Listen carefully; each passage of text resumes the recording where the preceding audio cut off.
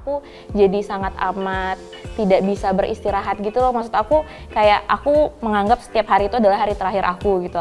Kaget ya kalau misalkan kita tuh, rambut aku tuh panjang awalnya. Kemo, begitu hari ke-16 dari kemo pertama aku gini. Oh my, this is my hair. Kayaknya aku nggak bisa deh ngeliatin rambut aku kayak gini, gitu kan. Terus aku mikir juga gitu, terus kalau aku botak tuh aku kayak apa sih nanti gitu. Ada quotes yang bilang gini, happiness can only exist with acceptance. Happiness itu atau kebahagiaan itu cuma bisa hadir ketika kita punya penerimaan.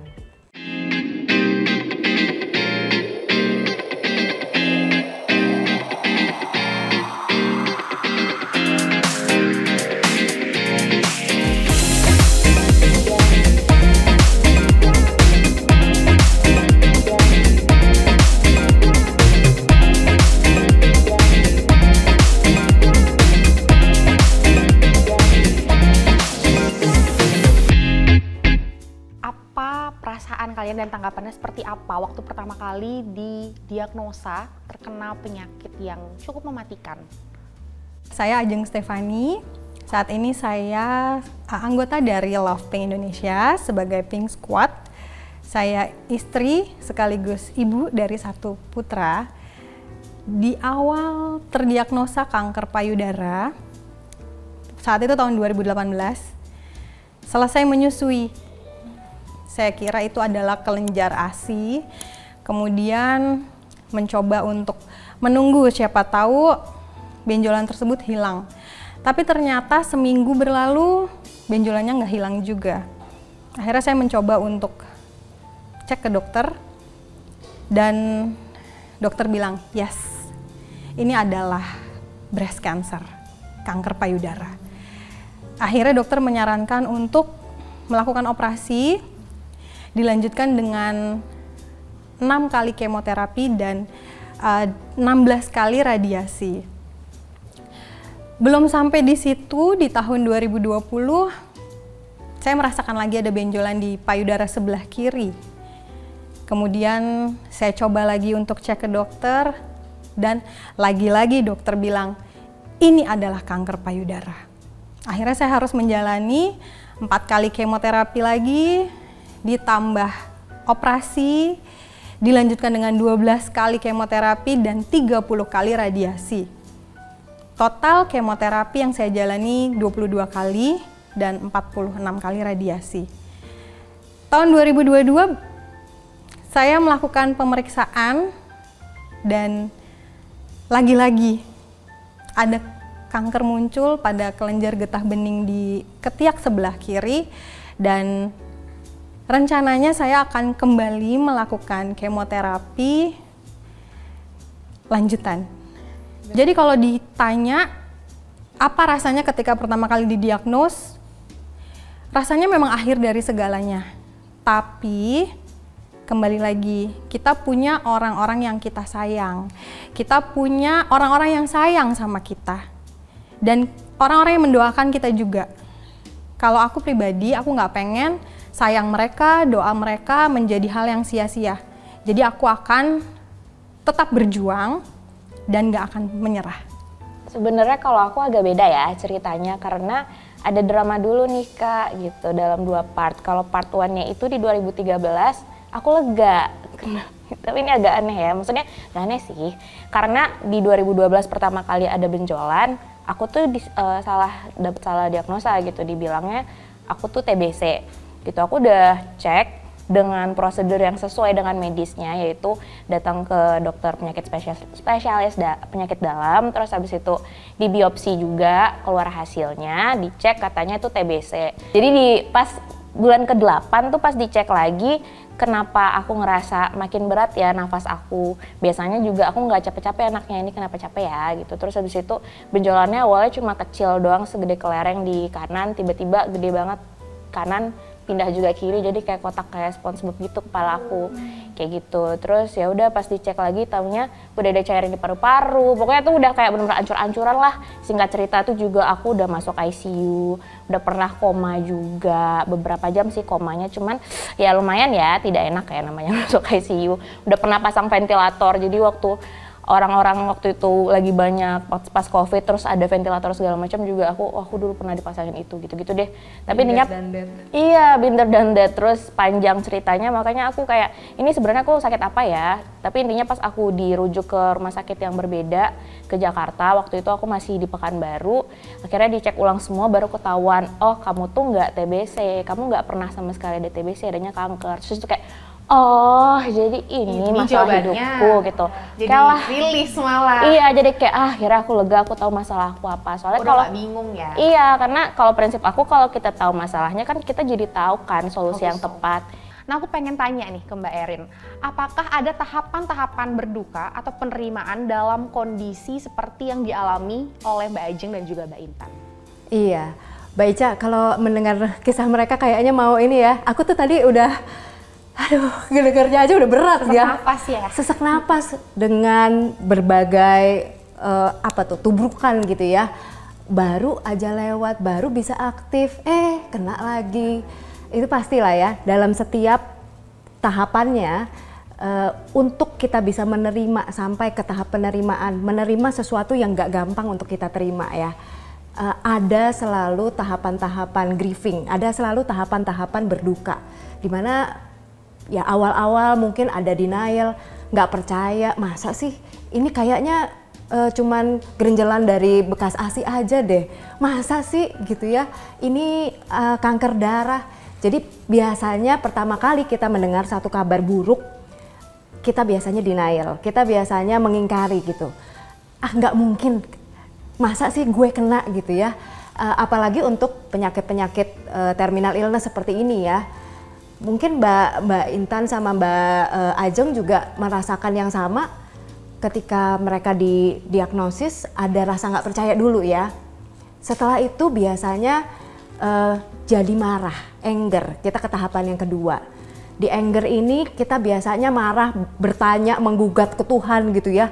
Kenapa nih, kenapa aku, why me? Kira-kira waktu baru didiagnosis di pertama itu menghadapi tahapan anger ini tuh bagaimana dan seperti apa?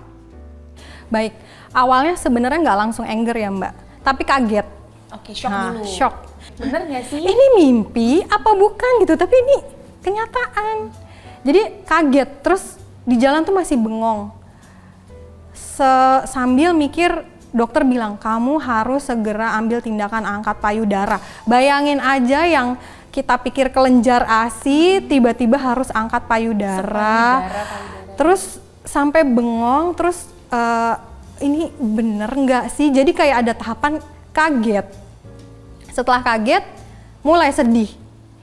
Ya ampun, gimana ya kalau payudara diangkat? Terus harus lanjut kemoterapi. Ya ampun, gimana ya kalau rambut harus rontok? Terus mikir lagi anak masih kecil. Terus mikir lagi usia pernikahan juga masih belum lama, nanti suami gimana, akhirnya kusut gitu, kusut, bingung, tinggal nangis doang, karena nggak tahu mesti apa. Setelah nangis, mikir, kalau kita nangis, sakitnya nggak bakalan sembuh, harus ambil tindakan nih. Ya udahlah, nurut aja sama dokter.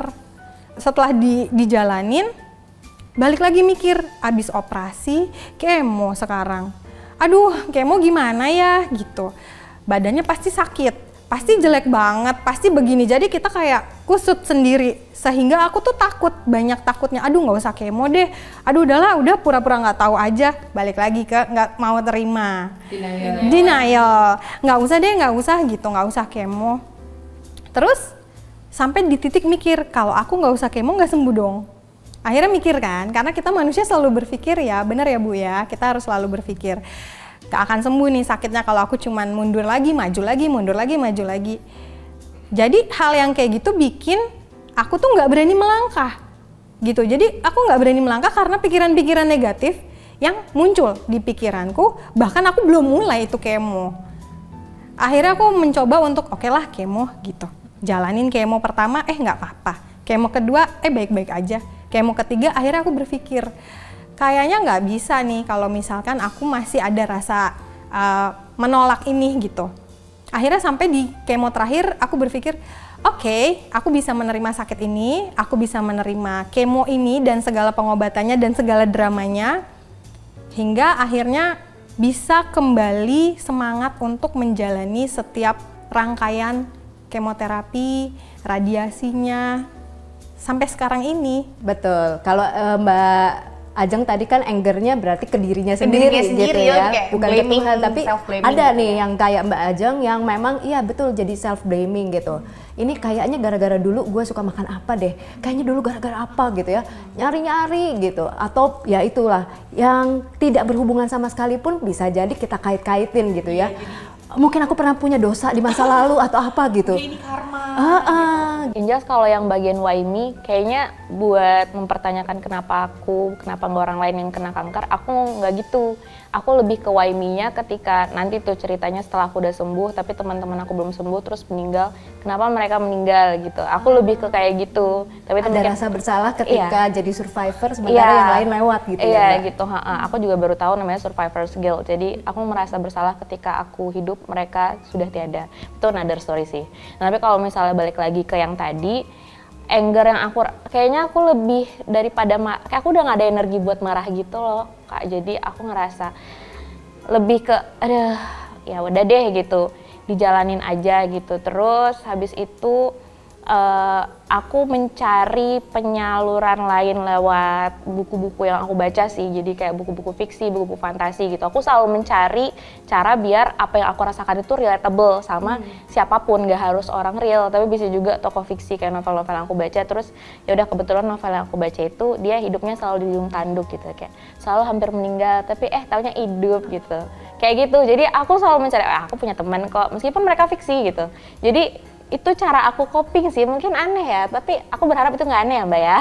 Mungkin kalau misalnya aku tidak membatasi apa yang aku konsumsi, misalnya ngeliat orang lain jalan kemana, jalan ke sini, mungkin bisa aja aku emosi atau kayak gimana. Cuman aku setiap hari tuh selalu berusaha mengenal diri aku sih, jadi aku tahu mana yang baik dan buruk buat diri aku gitu. Jadi aku tahu aku lagi di kondisi down kayak gitu. Bagaimana caranya biar aku tidak membuat diri aku toksik? Ya udah aku kurangin sosial media, aku perbanyak baca buku fantasi. Positif ya. Positif banget sih cara menghadapi. Maksudnya biasanya orang kalau ngadepin hal kayak gini pasti udah yang nggak punya waktu untuk berpikir, memfilter apa yang mau dikonsumsi ya kan. Jadi kayak lebih kayak jadinya malah self blaming atau nyalahin situasi. Tapi kalau Mbak Intan ternyata sampai bisa memfilter, mau kesadaran dirinya udah tinggi ya, bahwa oh ya aku lagi lemah nih, aku lagi down, jadi janganlah menambah derita dengan melihat ini orang-orang udah pada pergi kuliah, udah pada kerja, udah pada ngapain, aku masih bergumul dengan kayak gitu. Kalau aku melakukan itu, aku yakin pasti aku akan ngamuk, marah, ada suster datang, nggak mau makan, pasti kayak gitu. Maksudnya aku berskenario di otak aja sih gitu. Tapi ya buat apa ya gitu. Ya udahlah, aku pengen menciptakan duniaku sendiri di kepalaku. Novel. Oke. Nah, tadi kita kan bahas udah sampai di step anger, dari denial masuk ke anger. Terus step berikutnya tuh ada apa aja nih, Mbak? Biasanya sih bargaining gitu ya. Kita tawar-menawar gini. Gimana kalau saya ini deh Tuhan, saya mungkin saya nggak lagi melakukan hal-hal yang ini nih yang kita sangkakan gitu ya. Would you give me the help? Tapi Tuhan kasih saya sembuh ya gitu ya. Pokoknya tawar-menawar. Abis itu biasanya akan ke depresi atau ke sedihnya. Baru pelan-pelan bisa ke acceptance. Nah, tapi ini nggak berlaku untuk semua ya. Jadi ada yang nggak berurutan seperti ini, ada juga yang nyangkut di tahapan-tahapan tertentu gitu.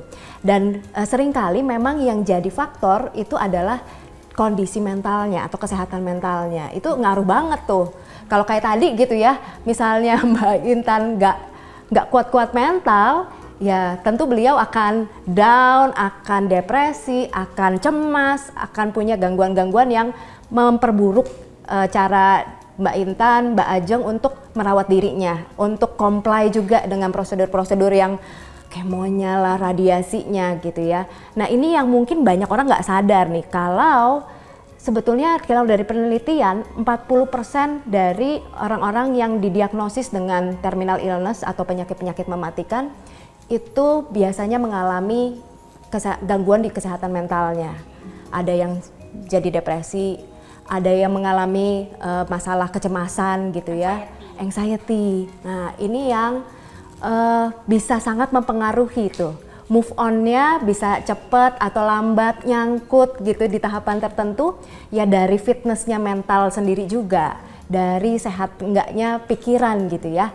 Kalau Mbak Intan tadi kan masih punya awareness yang tinggi, jadi oh iya saya sadar kalau saya lagi lemah, berarti saya harus membatasi, saya udah mengantisipasi nih apa yang boleh saya lakukan. Tindakan preventifnya betul, benar-benar gitu ya. cukup terstruktur ya. Gitu. What I put in my mind sama yang nggak usah deh gitu ya. Udah. Apa sih yang paling signifikan berasa perubahannya ketika maksudnya kehidupan sebelum didiagnosis punya cancer dan kehidupan setelah didiagnosis punya cancer? Banyak hal yang berubah menjadi lebih positif justru setelah aku melewati tahapan-tahapan penyembuhan kanker ini. Bedanya itu dulu aku kebanyakan taken for granted most of everything kayaknya ya. Jadi karena aku pernah nggak bisa napas yang sampai buat napas aja tuh harus pakai ventilator, tanpa itu aku die gitu.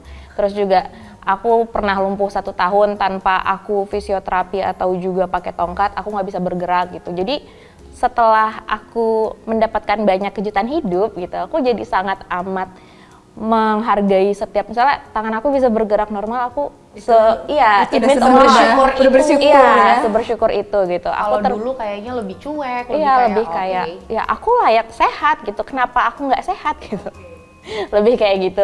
Terus ya aku bisa bernafas, oh nggak pilek nih alhamdulillah gitu. Jadi aku menghargai every little things in my life gitu sih, kayak gitu. Terus juga mungkin aku ini rada ke kesehatan mental juga kalian nanti nyambungnya, soalnya aku jadi sangat amat tidak bisa beristirahat gitu loh. Maksud aku kayak aku menganggap setiap hari itu adalah hari terakhir aku gitu. Aku nggak mau menyiakan hari itu tuh dengan nggak ngapa-ngapain gitu.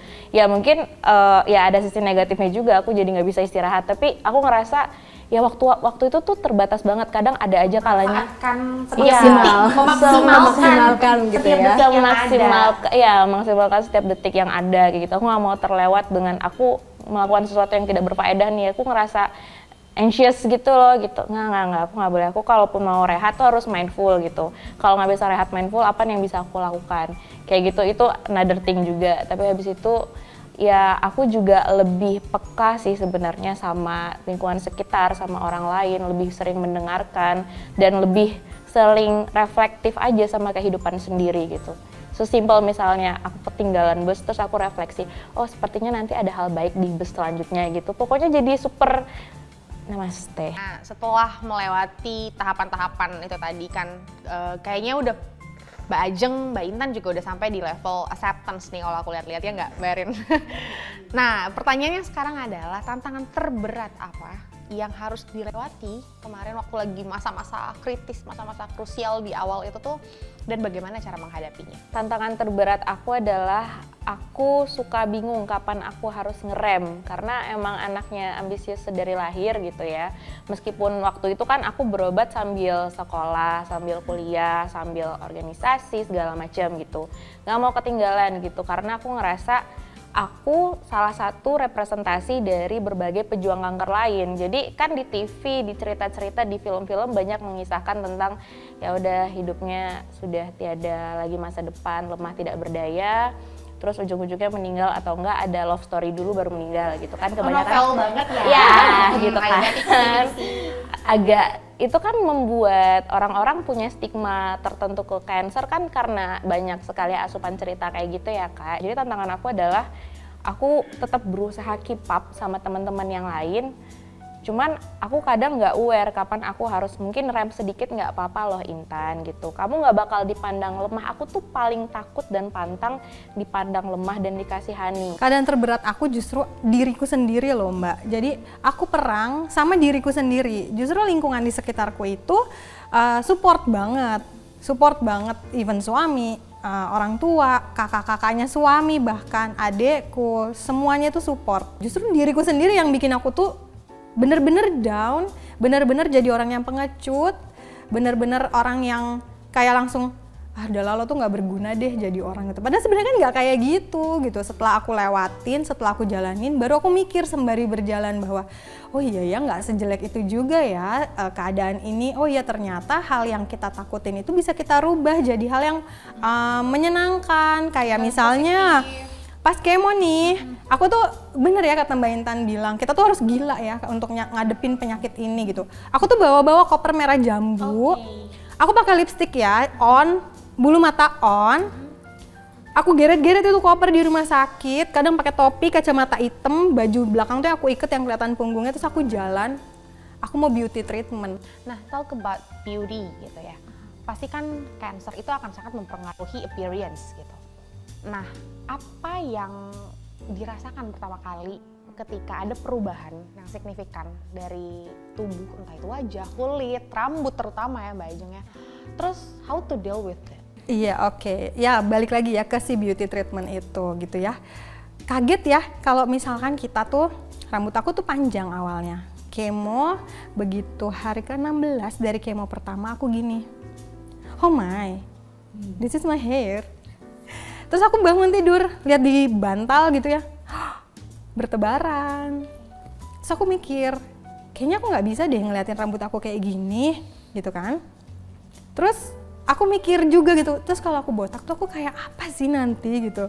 Aku kelihatan kayak apa ya, tuyul kah atau apakah gitu ya. Karena udah banyak di film-film ya yang kita lihat bahwa udah botak, bahwa matanya hitam, terus apalah segala macam itulah ya, kejelekan-kejelekan dari efek kemo yang pakai kursi roda didorong dan sebagainya.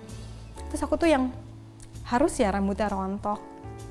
Terus akhirnya aku memutuskan botakin aja deh. Aku yang memutuskan untuk dibotakin. Aku kebalikan, jadi ketika Mbak Ajeng itu santai, tapi tadi ngerasa dunia runtuhnya pas diagnosis, aku balikan pas diagnosis aku santai, tapi pas aku ngeliat perubahan di badan aku tuh aku kena mental banget, aku ngerasa kayak damn, I'm so ugly gitu loh. Kayak karena memang sebelum cancer pun sepertinya aku juga ada masalah sama insecurity dengan penampilan aku gitu. Aku nggak pernah ngerasa cakep dan sebagainya gitu. Jadi pas rambut aku rontok tuh aku nangis banget.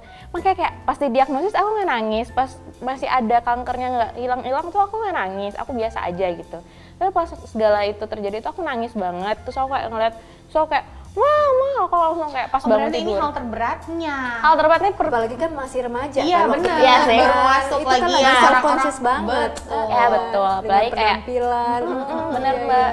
Tapi aku nggak ngebotakin, jadi kayak ya sudah aku biarkan saja rambut itu berceceran. Jadi emang berantakan kasur pasti kan, bantal penuh dengan ini aku biarin aja ngelihatin. Tapi emang kelihatan jadi aneh banget, maksudnya kayak pontos-pontos tapi ada ini, iya aneh gitu. Pada akhirnya emang habis sendiri tanpa dicukur, tapi ya udah aku biarin aja. Tapi itu bener-bener aku ngerasa insecure parah. Terus juga kan pas awal-awal itu jadi jerawat iya juga, terus kulit tuh kusam, iya kering, terus juga hitam. Aku sempat menghitam menggelap gitu loh, jadi kayak ya Allah gitu kayak gelap. Terus habis itu ya pokoknya bener-bener ancur-ancuran. Ada juga obat yang bikin pipi itu bengkak jadi kayak bakso gitu, jadi kayak ya Allah ini gak jelas banget, ini kayak siluman aku ngeliat. Terus mukanya. gimana cara untuk akhirnya ya udahlah ya.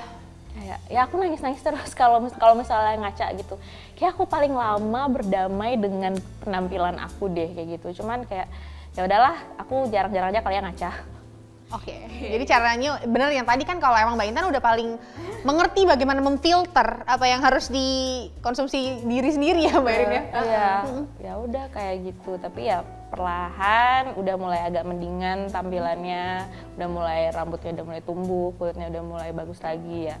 Mulai untuk mencintai diri sendiri. Sampai sekarang masih berusaha belajar sih, karena insecurity itu masih menjadi salah satu musuhku. Gitu. Nah, aku mau nanya nih ke Mbak Erin. Seberapa berpengaruh sih kebahagiaan atau apa yang kita rasakan tentang si mental health ini dalam proses penyembuhan penyakit?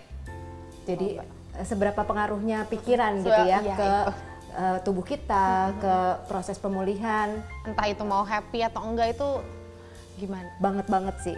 pengaruhnya banget kalau tadi kan dari ceritanya Mbak Intan, Mbak Ajeng kan kelihatan ya betapa kalau semangatnya sudah patah, kalau udah nggak punya lagi harapan, nggak bisa terima, menolak-nolak kenyataan bahwa aku memang punya penyakit yang mematikan ini, ya susah ya untuk bergerak, susah untuk mau comply ke treatmentnya.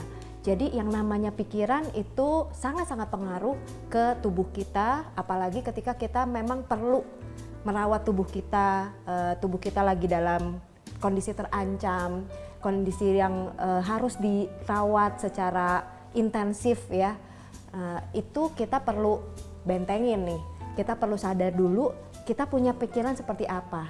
Kalau tadi dari ceritanya Mbak Ajeng, Mbak Intan, mereka kelihatan sekali ya bagaimana mereka juga bisa memandang dan mengkondisikan mungkin ya, nggak serta-merta datang sih gitu kan, tapi mengkondisikan. Ada ngedownnya dulu. Betul. Sebenarnya.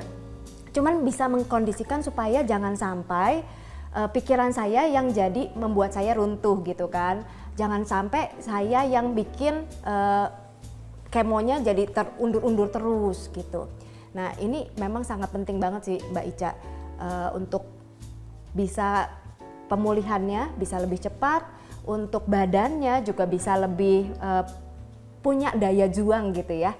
Badan kita itu kan semuanya sistem yang terkoneksi satu sama lain ya. Jadi yang namanya pikiran itu mempengaruhi ke hormon-hormon, ke daya tahan tubuh, ke perilaku kita, ke perasaan kita. Jadi kalau kita nggak jaga, apalagi dalam kondisi kita lemah secara fisik, ya tentu aja tuh semuanya jadi ampar-amparan gitu, jadi berantakan kemana-mana. Nah, tadi kan di awal aku udah mention tentang bagaimana hati yang gembira itu memang obat yang paling manjur.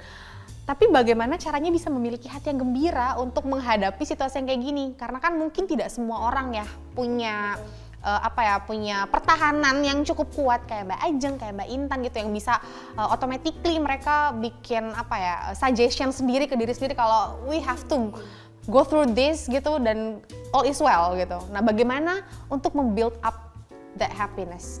Oke, aku punya satu quote yang aku suka banget ya. Ada quotes yang bilang gini, happiness can only exist with acceptance.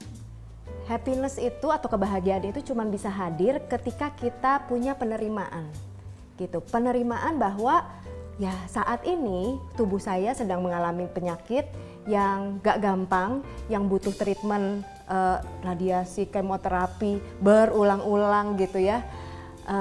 Harus go through proses yang sangat-sangat menyakitkan, and this is the reality that I need to embrace. Selama kita nggak bisa menerima itu, ya akan susah ya buat kita happy. Jadi happy-nya di sini bukan berarti oh saya lagi sakit berarti aku harus memaksakan diri nih untuk lebih dengan berdamai ya. Happy gitu ya. Aku harus happy gitu. Tapi nggak bisa seperti itu sih. Itu malah denial loh kalau kayak gitu ya. Itu malah denial. Itu kan malah kita menolak ya. Kita menolak kenyataan.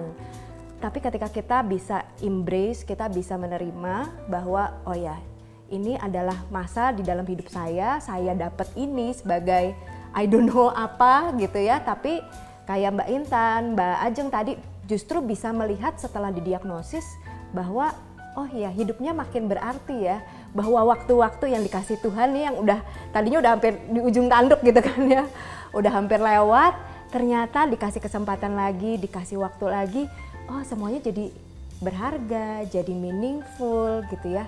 Nah itu tuh yang bisa menolong kita untuk happy secara genuine ya, jadi secara lebih menerima ikhlas. Situasinya dulu. Betul. Berdamai dengan situasinya, maksudnya oke, ini memang berat, penyakit itu memang berat dan menakutkan, tapi ya udah mari kita hadapi dengan berbesar hati. Oke, nah untuk Mbak Ajeng dan Mbak Intan, apa aja sih yang dilakukan untuk menjaga kesehatan mental biar tetap sane, tetap sadar gitu? Jauhkan toxic people. Oke. Ya, itu benar-benar sangat-sangat kudu mesti harus ya. Karena toxic people itu kayaknya mereka tuh sebenarnya nggak perlu ada gitu ya. Tapi memang kita juga nggak bisa menghindari gitu. CMS kita bisa sakit, kita tidak bisa menolak penyakit, tapi kita tuh bisa menciptakan bahagia. Nah, itu juga sama gitu. Kita jauhkan toxic people untuk bikin kita bahagia. Udahlah fokus aja ke berobat, itu juga sebenarnya nggak banget karena Iya, kayak gitu kan. berarti lo expect gue hidup hanya sebagai orang yang punya penyakit dan buat hidup tuh ya udah buat jadi sembuh aja. nggak boleh ngapa-ngapain, Iya. nggak usah ini itu, Hidup fokus aku berobat nggak aja. ada Iya. nggak ada aspek lainnya gitu Oh, ya, nggak ada betul. bagian Jadi lain autopilot selain ya. untuk berobat Udah gitu. lo fokus berobat aja, nggak usah macam-macam lah. Kan hidup gue lebih dari sekedar jadi pasien bro gitu. Iya bener-bener kan Jadi yang kalau kayak gitu. misalnya Mbak Ajeng menjauhi orang-orang yang toxic. Ya kalau bawa toxic deh pokoknya mau apapun itu ya, kayak dari makanan juga sama gitu. Aku mencoba untuk lebih tahu diri gitu kan. Jadi nggak yang asal-asalan makan juga gitu kan. Terus ya itu terutama yang toxic sih, kalau bawa toxic ya. Jadi pokoknya semua hal yang berbau itu tuh kira-kira bakal jadi racun buat gue hindari gitu. Nah kalau Mbak Intan nih, gimana untuk biar tetap bisa sadar, kok sadar sih, biar tetap bisa happy, stay happy, bisa tetap waras. Karena tadi aku sebenarnya sepakat bahwa diri sendiri adalah musuh, jadi aku paling penting tuh ngejaga mindset sih. Mindset kalau soalnya tuh mau berada di lingkungan sejelek apapun, kalau misalnya mindset aku masih berusaha untuk mencari silver lining, aku masih akan bisa selamat gitu. Tapi kalau misalnya aku berada di lingkungan yang sepositif apapun, aku bisa punya, tapi aku punya mindset yang mencari celah negatif, ya pasti akan jadi negatif gitu. Jadi itu sih aku berusaha untuk menjaga mindset aku gitu. Dengan segala tragedi itu kan orang-orang banyak yang ubahlah tragedi menjadi komedi. Aku juga tambahin satu lagi nih, ubahlah tragedi menjadi komedi dan juga fantasi gitu. Wow.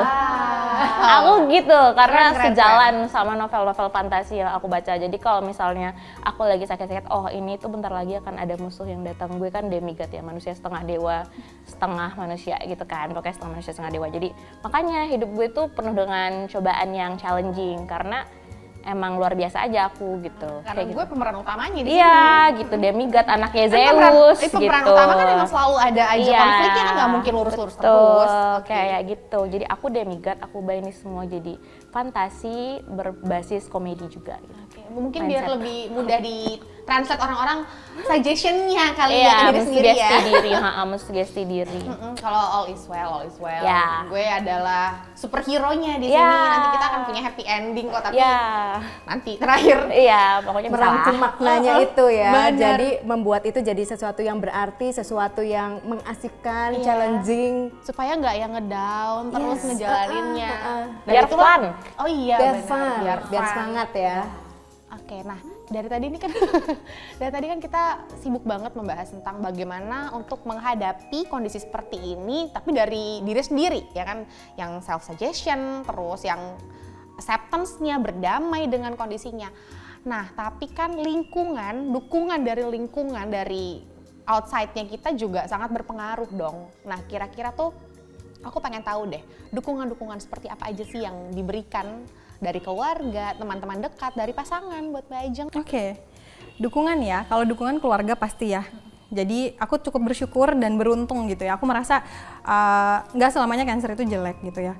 Jadi aku termasuk orang yang beruntung karena aku di dalam lingkungan keluarga yang tidak pernah mengatakan hal-hal buruk tentang kenapa aku kena cancer gitu. Azab-azab itu nggak ada? Azab-azab itu nggak ada. Mereka support full. Even Oh. suamiku pun dia pahamin kondisiku. Anakku pun walaupun dia anak laki-laki gitu ya, dia tetap ngeliat aku botak tetap sayang ibu, peluk ibu gitu ya. Mereka itu adalah pendoa-pendoa untuk aku dan aku nggak mau doa mereka menjadi sia-sia juga. Dan aku juga nggak mau sayangnya mereka menjadi sia-sia. Jadi itu keluarga tuh bener-bener support penting untuk aku. Selain itu, kalau kita terdiagnos suatu penyakit yang nggak biasa gitu ya, bergabunglah dengan komunitas. Saat ini aku bergabung dengan komunitas breast cancer yang bernama Love Pink Indonesia. Dan aku menjadi salah satu bagian Pink Squad. Oke, apa itu? Jadi Love Pink Indonesia ini merupakan sebuah organisasi. Semuanya penggagas, pelakunya, kita adalah pasien, survivor, dan warrior dari kanker payudara. Jadi isinya tuh semuanya wanita hebat gitu. Kita itu biasanya melakukan visit ke para pasien-pasien. kita datengin mereka yang lagi kemoterapi. Itu perjumpaan pertama aku dengan Love Pink pun ketika aku kemoterapi yang pertama. Jadi aku didatengin sama Love Pink, di situ aku merasa bahwa aku nggak sendiri. Jadi dukungan dari komunitas itu berarti besar bahwa yang aku jalanin sekarang mereka pun menjalani. Mereka bisa hebat, bahkan ada yang survive sampai 20 tahun pun, dan aku pengen jadi seperti mereka gitu. Jadi aku melihat bahwa dukungan komunitas itu sangat penting, dan Love Pink sendiri ini pun sering mengadakan acara-acara, misalkan seperti yang kita lakukan sekarang ya melalui kumparan, itu salah satu bentuk Pink Talk. Jadi kita berbicara tentang pentingnya melakukan deteksi dini kanker payudara dengan visi dari Love Pink sendiri itu agar Indonesia terbebas dari kanker payudara stadium lanjut di 2030. Mulia banget kan? Jadi jangan sampai ada pasien, jangan sampai ada perempuan yang datang ke rumah sakit tapi sudah dalam kondisi yang kepayahan. Dan kita semua dari Love Pink, anggotanya, dari Pink Squad-nya, dari pengurus segala macam berharap supaya apa yang kita lakukan ini pun tidak menjadi hal yang sia-sia. Tapi Love Pink nggak cuman sampai di situ aja, tidak hanya untuk para pasiennya. Saat ini Love Pink telah menjadi rumah juga bagi pendamping pasien kanker payudara. Jadi untuk pasien kanker payudaranya juga bisa bersama dengan Love Pink bergandengan tangan. Para pendampingnya pun mempunyai rumah juga yang bernama Love Pink Caregiver. Dan itu bisa di follow Instagramnya juga di Love Pink Indonesia atau di Love Pink Caregiver. Jadi sekarang baik pendamping maupun pasien bisa hidup bersama-sama menuju ke kebahagiaan yang bersama-sama juga gitu Mbak. Ini untuk yang terakhir, pertanyaan terakhir aku pengen tahu dong kira-kira ada pesan-pesan khusus, pastinya ada, buat perempuan-perempuan di luar sana yang mungkin lagi masih fighting melawan penyakit yang berat. Terus bagaimana untuk bisa tetap positif, bisa tetap happy, menghadapi dan berdamai dengan itu?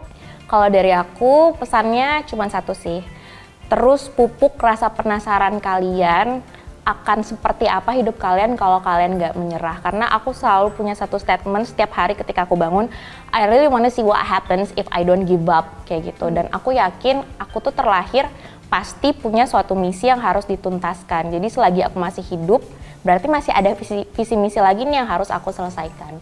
Jadi jangan stop di situ. You really wanna see what happens if you don't give up gitu. Oke, keren banget. Nah kalau dari Mbak Erin nih, aku pengen tahu kira-kira untuk teman-teman perempuan di luar sana, untuk para ladies di luar sana yang mungkin sedang mengalami kondisi yang pernah dialami Mbak Ajeng dan Mbak Intan, apa hal yang wajib banget dilakukan so they still can feel happy each and every day? Ada 3 nih ya, yang sekalian mungkin saya mau rangkum yang saya suka banget dari apa yang sudah dibagikan sama Mbak Ajeng sama Mbak Intan. Jadi yang pertama adalah kalau teman-teman saat ini berada dalam kondisi yang susah, baru saja didiagnosis dengan penyakit-penyakit mematikan, reach out, coba untuk menjangkau keluar. Ada orang-orang, ada komunitas yang pernah melalui apa yang saat ini Anda sedang lalui. Jadi kalau kita punya previewnya dulu gitu kan ya, ada orang yang bisa kasih tahu, oke, nanti prosesnya seperti ini loh, nggak enaknya di sini, tapi nanti di ujungnya seperti ini gitu. Apalagi mereka jadi contoh nyata, contoh hidup bahwa aku udah pernah nih melewati ini ya. Jadi apa yang tadinya kita pikir impossible untuk dilewatin, ternyata ada nih contohnya ya. Itu yang bisa juga menolong kita, selain kita juga nggak ngerasa sendiri kan. Kalau kita lagi sakit, terima diagnosis yang mematikan seperti ini, kita biasanya selalu ngerasanya, aduh kenapa saya ya, kayaknya ini saya orang yang paling sial, orang yang paling naas lah gitu ya. Tapi kalau kita punya orang-orang, komunitas yang sudah pernah melewati, kita nggak ngerasa sendiri, dan itu a huge moral buat kita tuh. Dukungan moralnya jadi buat kita sendiri, sangat-sangat berarti. Itu yang pertama, reach out. Yang kedua adalah jalanin hari ini. Jadi hari ini aja, fokuskan pada hari ini. Maksimalkan hari ini mau ngapain, apa yang bisa dilakukan, treatment apa, obat apa yang perlu diminum. Ya udah hari ini aja.